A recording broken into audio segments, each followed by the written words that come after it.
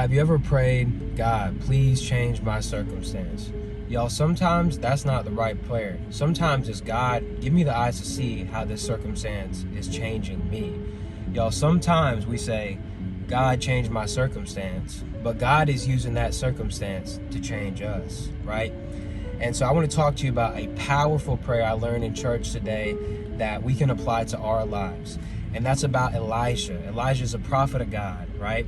And at this point, the Israelites are going to war against the Syrians. And they're finding a place to camp to prepare. And they're like, where should we go, right? And so they choose a place. But God gives Elijah a word and says that place is not safe to go. So he tells them. And the Syrians find this out. They're like, how in the world did they figure out if they chose there, we're going to ambush them, that wouldn't have been the right place? That was God's protection. But the king of Syria was like, do we have a spy in our camp? How in the world were they able to figure this out?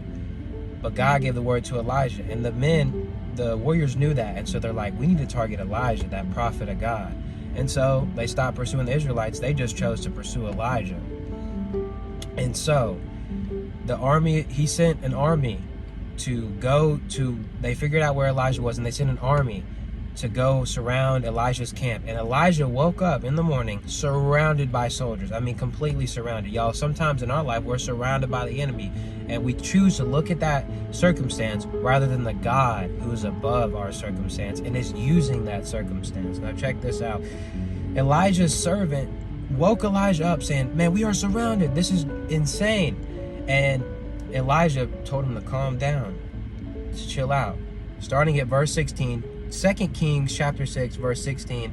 And he answered his servant, fear not, for they that be with us are more than they that be with them. And Elijah prayed and said, Lord, I pray thee, open his eyes that he may see. And the Lord opened the eyes of the young man, and he saw, and behold, the mountain was full of horses and chariots of fire round about Elisha. And when they came down to him, Elijah prayed unto the Lord and said, smite this people, I pray thee, with blindness. And he smote them with blindness according to the word of Elijah. God answers prayers. And sometimes, y'all, that circumstance is changing us. We don't need the circumstance to change. Pray that God give us the eyes to see what's true. And let's stand in the confidence like Elijah did. Being surrounded, physically surrounded by an army, he said to his servant, man, fear not.